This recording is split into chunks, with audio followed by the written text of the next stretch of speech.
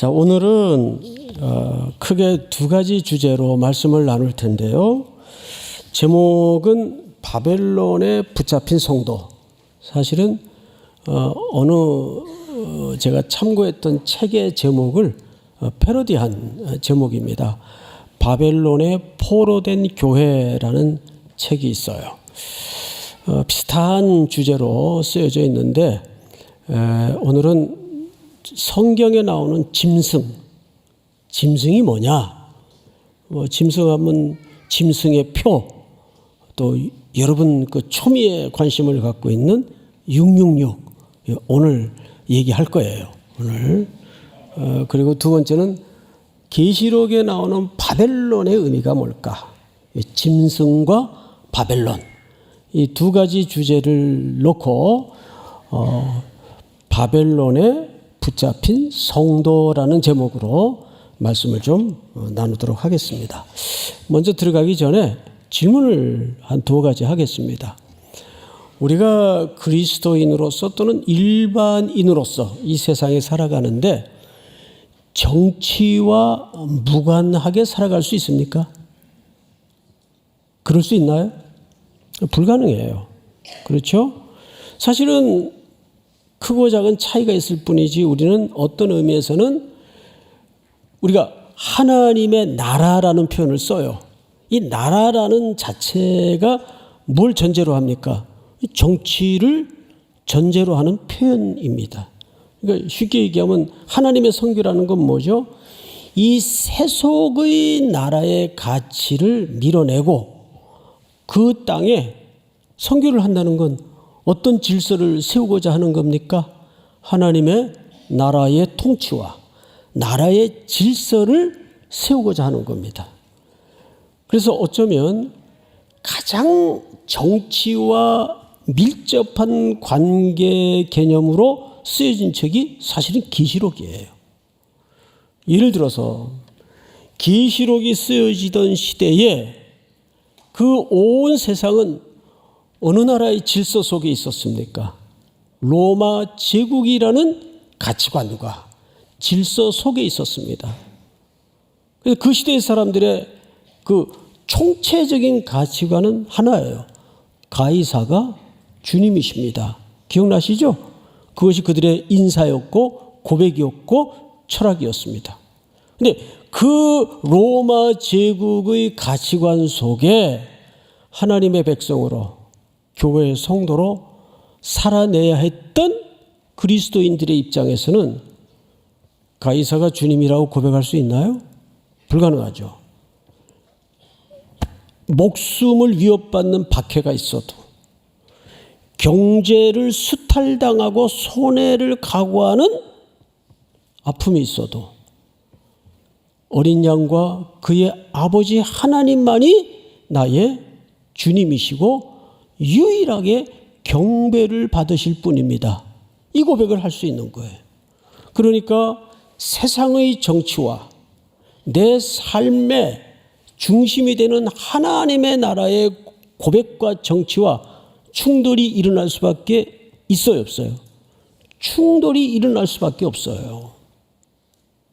그래서 우리는 2000년 전이든 지금이든 정치와 무관하게 살아갈 수가 없어요. 그럼 오늘 뭐 정치 얘기하려나?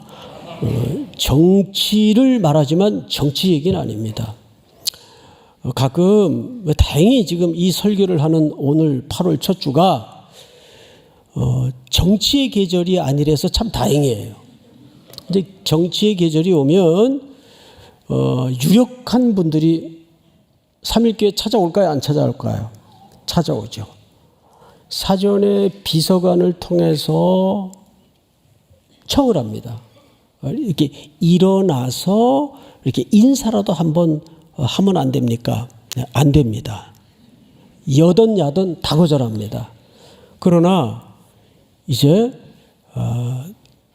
그 원하는 그분이 목양실에 오셔서 기도를 받길 원하시면 제가 기도는 하겠습니다. 그러나 청중 앞에서 예배 시간에 사람을 소개하거나 그 사람에게 대해서 광고성 인사를 하는 것은 누구든 간에 여의 대표든 야의 대표든 사용합니다. 양쪽에서 다 찾아온다고요. 나는 교회가 이렇게 인기가 있는 줄은 몰랐어요. 선거철만 되면 교회가 그 조류에 휩쓸려 다녀서는 안 됩니다.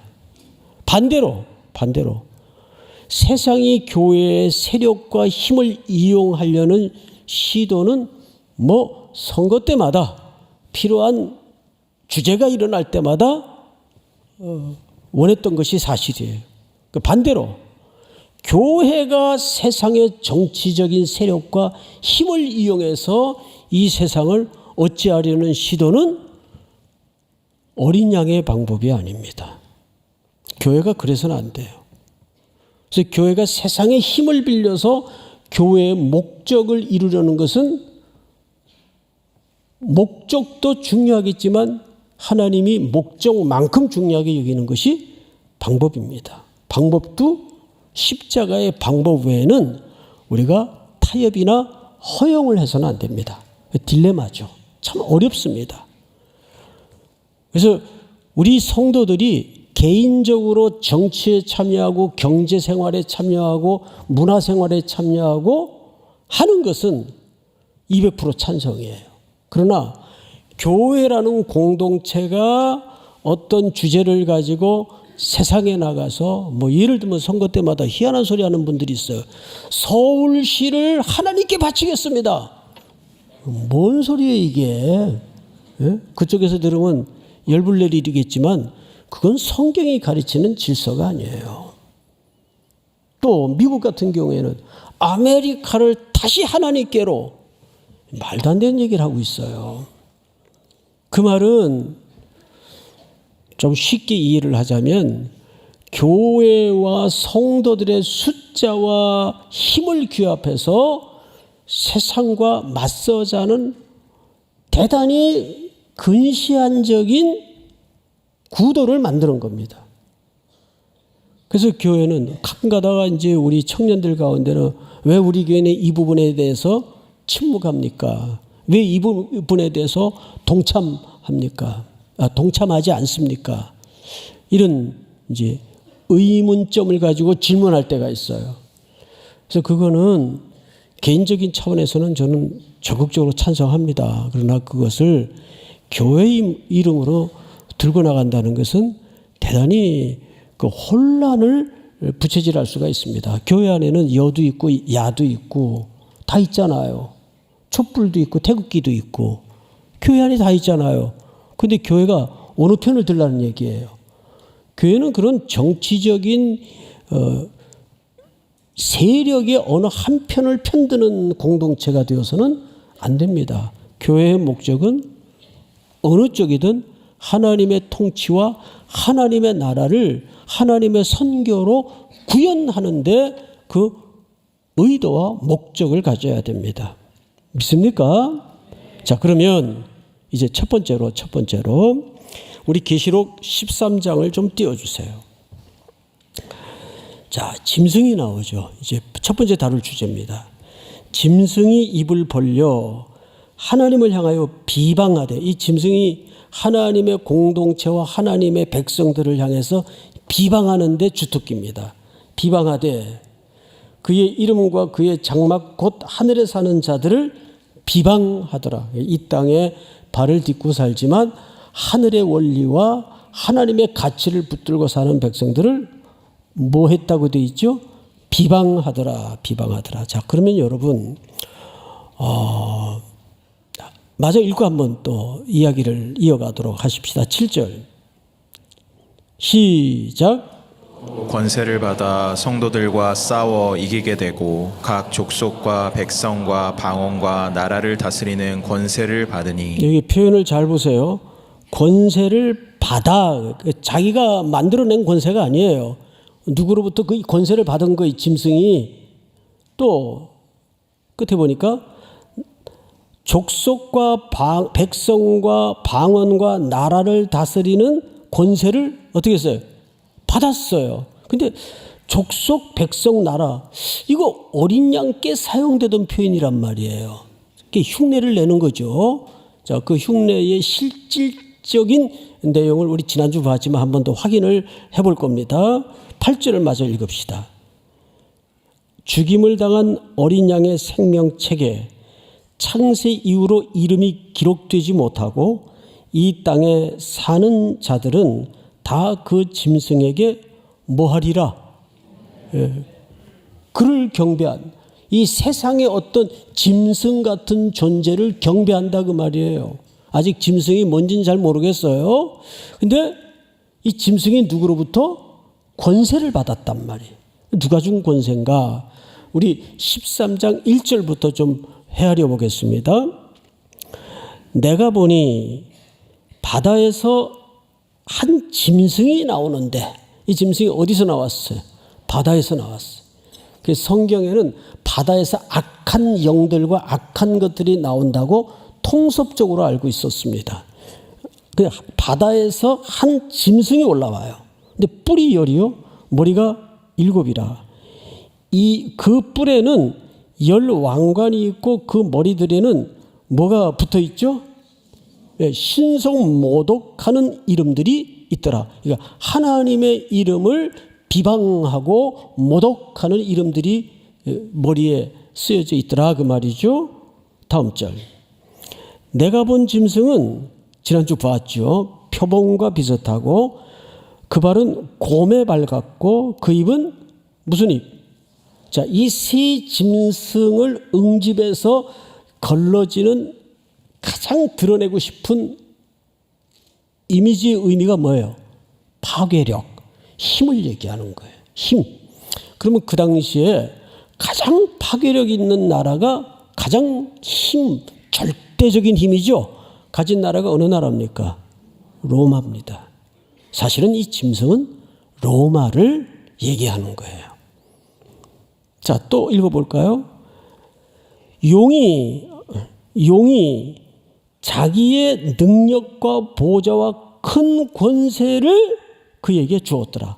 보니까 누가 권세를 줬는데 그 짐승에게 누가 줬어요? 보니까 용이 줬어요. 지난주 이 용은 어떤 존재로 우리가 밝혀졌죠? 이사야서 14장 12절 말씀처럼 하늘에서 떨어진 존재로 사탄의 세력을 얘기합니다. 사탄을 말하는 거예요. 그러니까 로마 시대의 그 가치관과 그 절대적인 파괴력 있는 힘, 물리적인 힘으로 온 세상을 먹어들어가는 이 수탈, 침략, 이런 것들이 사실은 어둠의 권세 잡은 자의 장난이에요.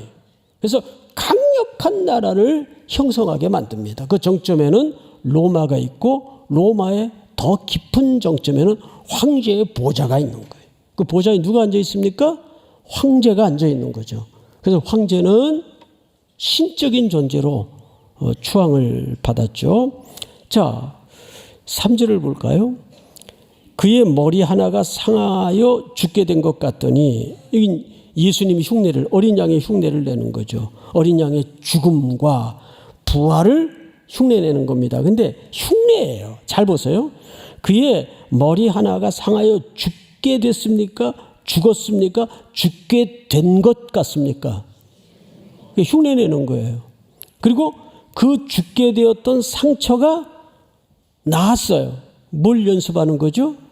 부활을 흉내내는 겁니다. 연습이 아니고 참 부활을 흉내내는 거예요. 어린 양의 죽음과 어린 양의 부활을 비슷하게 흉내내는 거예요. 실제 황제를 중심으로 당시에 특별히 네로 시절에 돌아다니는 흉흉한 이상한 소문이 있었어요. 네로가 죽었다가 살았다. 죽었다 산 존재는 생명을 만들 수 있는 힘밖에는 없는데 흉내를 내는 겁니다. 상처가 나음에 온 땅이 놀랐죠. 놀라니까 놀랍게 여겨 누굴 따르게 됩니까? 짐승을 따라. 야, 이 사람이야말로 죽었다가 살아난 존재요, 힘을 가지고 파괴력이 있는 존재로서 이 시대의 질서를 재편하고 이 시대에 이분이야말로 주님이시다. 그래서 그 로마 시대의 가치관과 철학과 모든 것을 총체적으로 집약해서 한 문장으로 엮어낸다면 뭐라고 할 수 있습니까? 가이사가 주님이십니다. 인사말에도 가이사가 주님이십니다. 그런데 그리스도인들은 그 정치와 나라의 가치관과 질서 속에서 그 고백을 거절할 수밖에 없어요. 그러다 보면 자연적으로 죽음을 당하고 경제적인 압박에 놓여지고 손해를 각오하고 매일매일 죽는 연습의 삶을 살 수밖에 없는 거예요. 그러니까 그리스도인들이 정치와 무관히 살 수가 없는 거죠. 정치의 지독한 영향력 아래 고통을 겪고 살아가게 되는 겁니다. 그래서 여러분 성경에 보면 정부를 위해서 기도하고 권력을 잡은 자들을 위해서 기도하라고 돼 있어요? 안 돼 있어요? 기도하라고 돼 있습니다. 이상한 괴물 같은 지도자가 등장해서 온 나라를 어지럽게 만들고 이상한 정책을 피고 기독교를 박해하고 교묘하게 법을 만들어서 엮어놓으면 꼼짝 못하는 거예요. 자, 4절을 한번 같이 읽어볼까요? 4절 시작. 용이 짐승에게 권세를 주므로 용에게 경배하며 짐승에게 경배하여 이르되 누가 이 짐승과 같으냐 누가 능히 이와 더불어 싸우리요 하더라. 지난주 말씀드렸죠. 이 부분은 그러니까 황제 숭배라는 것은 처음부터 물리적으로 강압적으로 시작된 우상 숭배가 아니에요. 사람들에 의해서 찬양을 터뜨리는 겁니다. 누가 이 짐승과 같으랴 누가 능히 이들과 더불어 싸우리요. 그러니까 이건 자생적이고 자발적으로 일어난 우상숭배였습니다. 그런데 우상숭배라는 것이 늘 교묘하게 그렇게 파고 들어와요. 그러니까 이런 것들이 오늘날에는 없을까요? 자, 그러면 이제 짐승의 정체에 대해서는 알았어요. 우리가 조금 더 한 걸음 더 들어가서 이제 몇 절을 보시냐면 가장 여러분들이 궁금해하던 계시록 13장 17절 18절을 좀 띄워주세요. 누구든지 이 표를 가진 자 외에는 매매를 못하게 하니 이 표는 짐승의 이름이나 그 이름의 수라. 지혜가 여기 있으니 총명한 자는 그 짐승의 수를 세어보라. 그것은 사람의 수니 그의 수는 666이니라. 자, 여러분, 이 워낙 기독교인들 가운데에도 해석이 여러 가지고 또 많은 해석들이 쏟아졌기 때문에 유명한 구절만큼 흥미와 관심을 갖게 된 구절만큼 오해도 많아요. 오해도. 제가 어느 교회 부목사로 있을 때인데 로비에 이제 안내를 보려고 이렇게 서 있는데 어느 그 성도님이 고등학교 다니는 자기 아들을 막 얼굴이 하얘가지고 이렇게 데리고 왔어요. 목사님 큰일 났어요. 이 팔 좀 보세요. 이 짐승의 표를 받아왔다고. 그 강남이었으니까 가까운 그 놀이 거기에 그때 바코드가 처음으로 우리나라에 도입될 때예요. 그러니까 입장 그 표시로 그 아들 팔뚝에다가 이 바코드를 찍어갖고 온 거예요. 그러니까 엄마는 또 신앙이 순수한 분이니까 어디서 이제 또 이렇게 들은 건 있으셔가지고 얘가 이게 유아 세례 받은 애인데 이게 짐승의 표를 받아왔으니 이걸 어떻게 하면 좋겠냐고. 그래서 이게 손도 못 대고 지금 씻지도 못하고 이러고 있다고.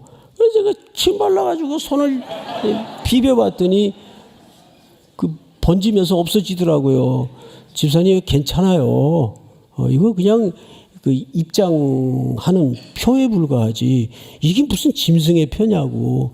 근데 한창 바코드 나올 때는 실제 기독교인들 가운데 그런 해석에 그냥 혼란스러워했던 분들이 있었습니다.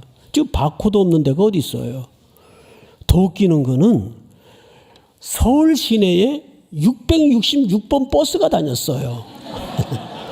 어느 분이 그 버스를 그 예수 믿는 분인데 잘못 탔다가 스톱 막 소리를 지르는 바람에 그 운전하시는 기사분이 놀래가지고 그 길 가다가 내려서 저기 그 서가지고 그분을 내려뜨린 적이 있다고 그런 기사가 돌아다닌 적이 있어요. 그거는 그냥 번호가 666인 거예요. 그러면 666이 뭐냐 하면 이게 이제 게마트리아 방식이라고 그 시대 사람들은 누구나 다 아는 이름의 수를 헤아리는 방식입니다. 첫째, 6은 불완전한 수입니다. 왜? 하나님의 창조는 며칠 만에 완성되었습니까? 예? 예, 우리 성도님들 똑똑해서 잘 아시네요. 6일이 아니에요. 안식일까지 하나님이 창조하신 날입니다. 그래서 7은 온전하고 완전한 수예요. 거기에 반해서 6은 불완전한 수의 상징입니다. 그러니까 6이 3번 겹친 것은 무슨 뜻인가 하면 불완전한 것이 3번이라는 말은 완전히 불완전하다 그 말이에요. 좀 말이 표현이 좀 이상하게 됐는데 뭔 뜻인지는 아시겠죠? 이건 불완전한 수의 절대적 가치를 얘기하는 거예요. 7은 완전한 수의 상징이고, 자 그러면 불완전한 것의 절대적 상황을 666으로 표시를 했다면 666으로 읽으면 이거 어떻게 되느냐? 자, 고대 시대의 게마트리아 방식은 뭐냐면 헬라 말이든 히브리 말이든 그 스페링 하나하나에 숫자가 부여됩니다. 예를 들어서 우리 한글 같으면 이런 거죠. 제가 김씨라고 해봅시다. 그러면 기역부터 이름을 쓰겠죠. 그 기역은 숫자 1 해서 그 숫자를 다 더하면 그 숫자의 총 합계가 제 이름이 되듯이 이해가 됩니까? 그러니까 헬라 말에도 그런 이름이 있었어요. 그러니까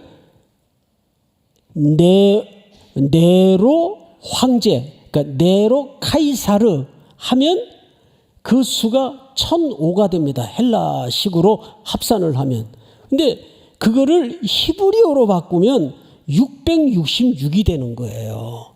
그 666이라는 말은 어느 이름을 지칭하는 겁니까? 네로가 아니라 네로 황제를 얘기하는 거예요. 그러니까 666은 짐승의 표인데 로마 제국의 가장 최고 지도자를 뭘로 표시한 겁니까? 666으로 표시를 한 거예요. 근데 문제는 이거를 자꾸 무슨 우리 기독교인들끼리만 알고 은밀하게 누려야 되는 무슨 암호처럼 생각한다는데 문제가 있어요. 그렇지 않아요. 이 짐승의 표인 666의 개념은 시대마다 일어납니까? 안 일어납니까? 시대마다 일어나죠. 시대마다 자동차가 개발이 되고 비행기가 발명이 되고 이럴 때마다 세상의 삶의 질서와 사람들의 삶의 레벨이 차원이 달라지는 거예요. 요즘은 뭐가 되세요? 요즘 AI의 이 물결이 어마어마한 세상의 질서를 바꿀 거다. 그전에는 뭐가 세상의 질서를 바꿨어요? 컴퓨터. 이렇듯이 그러니까 그때마다 우리 기독교인들에게 정말 필요한 것은 뭐냐 하면 AI가 나오는 게 또 새로운 게 또 나올 거예요. 얼마 안 가서 워낙 발전 속도가 세상이 빠르기 때문에 그때마다 우리가 필요한 게 뭐냐 하면 성경적 가치로 그것을 분별할 줄 아는 이해력이 필요합니다. 그럼 뭘 알아야 되겠어요? 성경을 알아야죠. 성경을. 그러니까 여기서 말하는 짐승의 표는 로마 제국의 표를 얘기하는데 그 이름이 666이에요. 그러면 로마 제국의 정점에 앉아있는 누구를 가리키는 겁니까? 네, 로마 황제를 가리키는 거예요. 근데 그런 네로 같은 폭군이 네로의 가정사를 이렇게 역사를 공부해 보면 책을 읽어보면 네로는 절대 구조상 혈통상 황제가 될 수 없는 혈통 밖의 인물이었어요.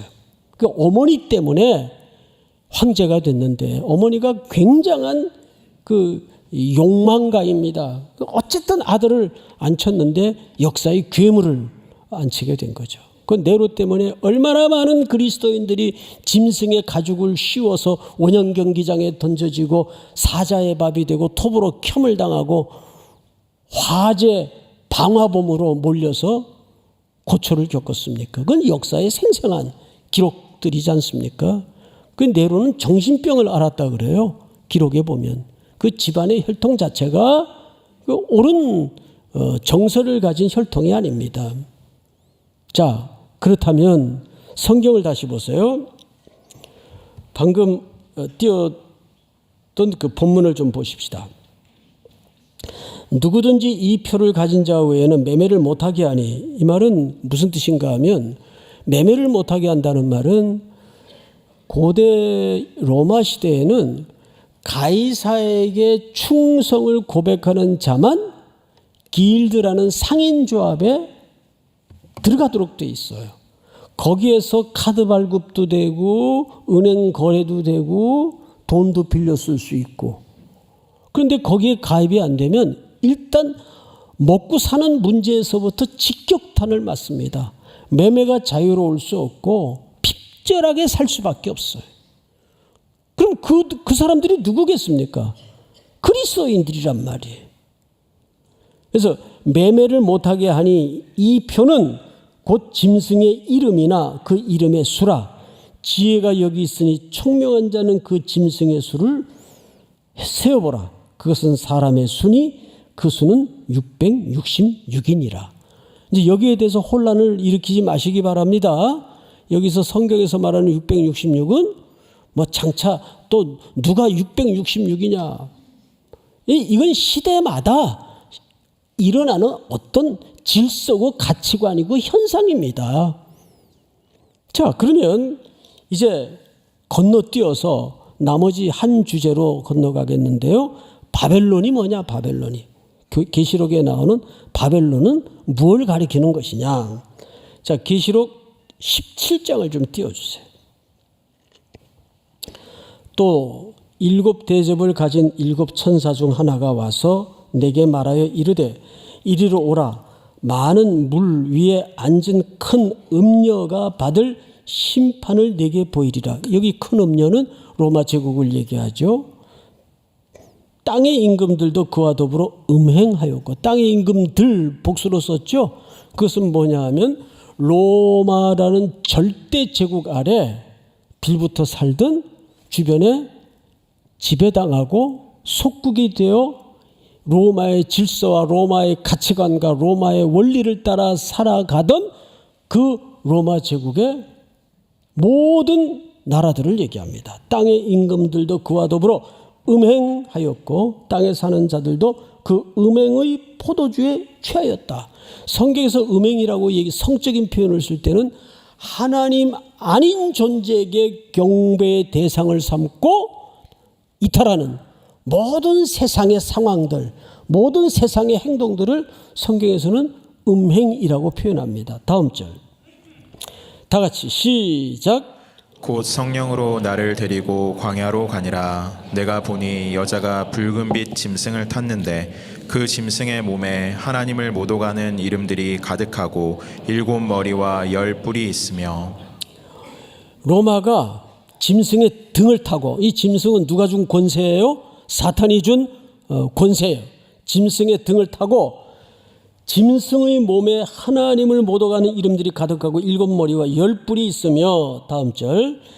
그 여자는 자줏빛과 붉은빛 옷을 입고 금과 보석과 진주로 꾸미고 손에 금잔을 가졌는데 가증한 물건과 그 음행에 더러운 것들이 가득하더라. 여러분, 결국 그 짐승의 등에 타서 로마와 로마 제국과 그와 함께 음행을 저질렀던 땅의 임금들, 이 세상 어린 양과 그 아버지를 경배하지 않고 거부하고 세상 향락에 취한 이 사람들을 총칭해서 로마 제국은 뭐의 절정을 이루었던 시대인가 하면 사치와 쾌락과 향락과 부의 절정을 이루었던 제국입니다.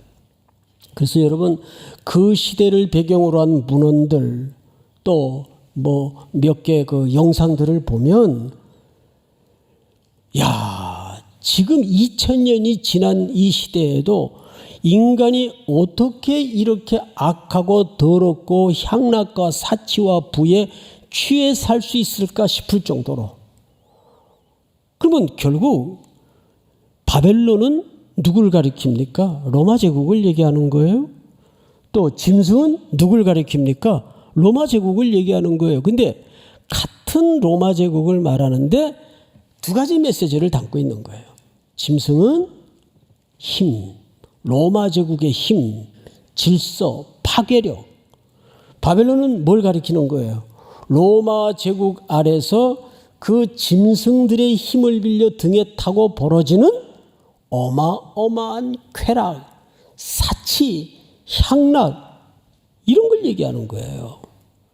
그러면 이걸 모아보면 결국 두 가지입니다. 오늘 주제가 짐승과 바벨론이었어요. 그럼 짐승은 로마 제국이 가졌던 막강한 파괴력, 힘의 질서입니다. 힘이 정입니다. 두 번째, 그 로마 제국의 등을 타고 벌어지는 어마어마한 이 땅의 사치와 향락과 쾌락을 얘기합니다. 그러면 힘과 사치와 향락과 쾌락은 분리될 수 없는 여전히 이 땅에 우리를 지배하고 있는 질서예요. 더더욱 문제는 성도들마저도 자기들이 이 바벨론의 소비주의와 물질주의의 포로가 돼 있다는 사실을 모른 채 살아간다는데 그 심각성이 있는 겁니다. 어떻습니까? 오늘날에는 로마 제국의 그 사치와 로마 제국이 구가하던 그 힘의 질서가 현존하지 않습니까? 더 심해지고 더 교묘해졌죠. 그래서 이 부분은 정치, 경제, 사회, 문화 모든 면에서 우리를 올가매고 우리를 포로로 만들고 있어요. 대한민국은 5,000년, 반만년 역사 속에 이렇게 배부르고 등 따시고 풍요했던 적이 없어요. 근데 그 풍요가 우리에게 무감각증을 가져다 주었습니다. 당연한 건 줄 알고. 자, 성경을 맞아 읽고 이제 마무리를 해야 될 것 같습니다. 우리 요한계시록 18장 4절을 좀 볼까요? 4절. 또 내가 들으니 하늘로부터 다른 음성이 나서 이르되 내 백성아 거기서 나와 그의 죄에 참여하지 말고 그가 받을 재앙들을 받지 말라. 무슨 얘기냐 하면 로마 제국에서 빨리 이민 가라. 탈출해라. 근데 그 시대 로마 제국을 벗어나는 게 가능해요? 어디를 가도 로마 제국인데 주변에 대부분의 나라를 로마가 집어삼켰는데 로마 제국을 어떻게 벗어나? 이거 불가능해요. 그게 무슨 얘기예요? 떠나라는 말은 그 죄에 참여하지 말고 그 질서에 동조하지 말고 그 가치관에 순응하지 마라. 이해가 됩니까? 그 얘기란 너희는 이 세대를 본받지 말고 그 뜻입니다. 하나님의 선하시고 온전하시고 참된 뜻이 무엇인지 분별하도록 하라. 그 얘기를 하는 거죠. 방금도 말씀을 드렸지만 현존하는 이 세상은 사실은 로마 제국 시대보다 더 세상이 모호해지고 더 교묘하게 악해져서 얼마나 사람들을 속가매고 올가매고 빠져나오지 못하게 하는지 이제 마약으로 덤벼들고 사회의 시스템으로 덤벼들고 그러니까 사람들도 거기에 자연스럽게 순응하게 되고 익숙하게 되고 그냥 흥얼흥얼 콧노래나 부르면서 누리고 즐기고 따라가게 되는 겁니다. 이제 우리 기독교인들마저도 이 세상의 질서와 가치관에 대해서 저항할 수 있는 능력을 잃어버리는데 문제가 있는 거예요. 지난주 뭐라 그랬어요? 저항과 초대라는 주제 속에서 강력하게 저항하는 첫 번째 책무가 뭐예요? 예배에 목숨을 걸라. 예배에 참여하는 이 행위 자체가 거대한 세상의 물결에 내가 과감하게 결단하고 다시 시선을 열어서 하나님의 나라에 대한 새로운 세상을 상상하도록 만드는 거예요. 나를 어둠의 권세 잡은 자가 절망으로 낙심으로 밀어놓을 때 말씀을 듣는 가운데 새로운 용기를 갖게 만드는 거예요. 믿습니까? 자, 그의 죄는 하늘에 사무쳤으며 하나님은 그의 불의한 일을 기억하신지라. 다음 절. 그가 준 그대로 그에게 주고 그의 행위대로 갑절을 갚아주고 그가 섞은 잔에도 갑절이나 섞어 그에게 주라. 다음 절. 그가 얼마나 자기를 영화롭게 하였으며 사치하였든지 그만큼 고통과 애통함으로 갚아주라. 그가 마음에 말하기를 나는 여왕으로 앉은 자요 과부가 아니라 결단코 애통함을 당하지 아니하리라 하니. 8절. 여러분 같이 시작. 그러므로 하루 동안에 그 재앙들이 이르리니 곧 사망과 애통함과 흉년이라. 그가 또한 불에 살라지리니 그를 심판하시는 주 하나님은 강하신 자이심이라. 7절까지는 바벨론의 질서에 스스로를 자고하던 인생들의 끝모를 때까지 올라간 교만이었어요. 그런데 8절서부터 하나님의 역사의 주인이신 하나님의 시간표가 어떻게 임박하는가를 보여주는데, 하루 동안에, 이건 단순히 숫자적인 하루라는 말이 아니에요. 급하게 순식간에, 다음 절 볼까요? 그와 함께 음행하고 사치하던 땅의 왕들이 그가 불타는 연기를 보고 위하여 울고 가슴을 치며 그의 고통을 무서워하여 멀리 서서 이르되 화이또다 화이또다 큰 성 견고한 성 바벨론이여 한 시간에 네 심판이 이르렀다 하리로다. 11절. 땅의 상인들이 그를 위하여 울고 애통하는 것은 다시 그들의 상품을 사는 자가 없음이라. 다 심판 아래 있고 다 멸망당하는데 상품을 살 자가 어디 있어요? 그러니까 장사하는 사람들이 울죠. 장사가 안 된다고, 장사를 할 수 없다고. 그런 긴박하고도 순식간에 바벨론 성은, 큰 성은, 견고한 성은 심판 아래 놓일 것이다. 그 성에서 빨리 나와라. 그 성의 가치를 따라다니지 마라. 그 상품은 금과 은과 보석과 진주와 세마포와 자주 옷감과 비단과 붉은 옷감이요 각종 항목과 각종 상아 그릇이요 각진 나무와 구리와 철과 대리석으로 만든 각종 그릇이요. 이건 방금 말씀드린 것처럼 바벨론 제국, 로마 제국에 뭘 상징하기 위해서 언급된 거라고요? 그 끝모를 사치, 소비주의, 물질주의. 마지막 13절 다 같이 시작. 계피와 향료와 향과 향유와 유향과 포도주와 감람류와 고운 밀가루와 미리오 소와 양과 말과 수레와 종들과 사람의 영혼들이라. 여기 참 비통스러울 만큼 가슴 아픈 표현 하나가 여기에 담아져 있는데, 종들과 사람의 뭐라? 영혼들이라. 자기들의 사치와 향락과 쾌락과 부를 위해서 사람의 영혼마저도 부를 축적하는 쾌락을 위한 수단으로 삼았던 시대다 그 말이에요. 이때의 로마, 그 고대 시대인데 로마 제국 아래 편입된 노예만 1천만 명. 1천만 명. 어마어마한 숫자입니다. 셋이 걸어가면 둘은 노예였다 그래요. 그러니까 사람이 얼마나 그냥 수단적 가치에 불과했는가. 참 슬픈 역사죠. 그러면 여러분들한테 한번 다시 물어볼게요. 지금은 이런 경우가 전혀 없나요? 더 교묘해졌습니다. 사실은. 우리가 즐기기 위해서 만드는 운동기구들, 그 생산지를 추적해서 들어가 보면 저 아프리카에 그 말도 안 되는 열악한 임금을 받고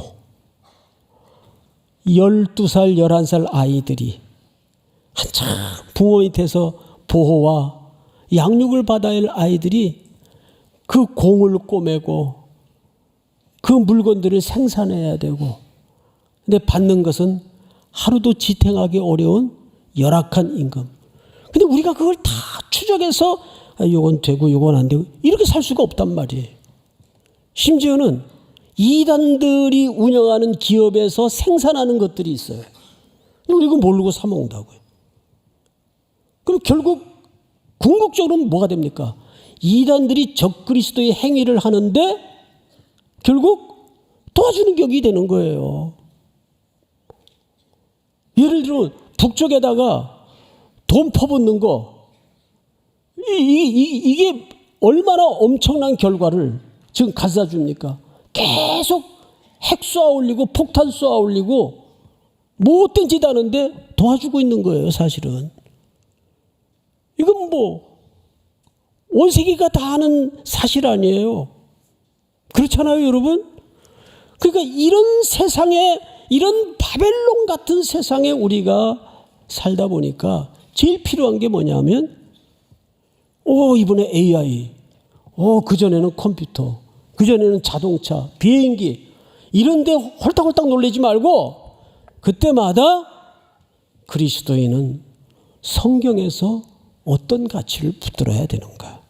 믿습니까? 이것이 우리 성도들이 일상에서 견뎌내야 되는 성령과 말씀의 힘이에요. 믿습니까? 지금은 우리 구주 예수 그리스도의 은혜와 아버지의 크신 사랑하심과 성령님의 교통하심이 머리 숙여 경배를 드리는 사랑하고 사랑하는 3일의 성도들, 해외, 군에 출타해 있는 가족들, 복중의 생명까지 영원토록 함께 있을지어다. 아멘.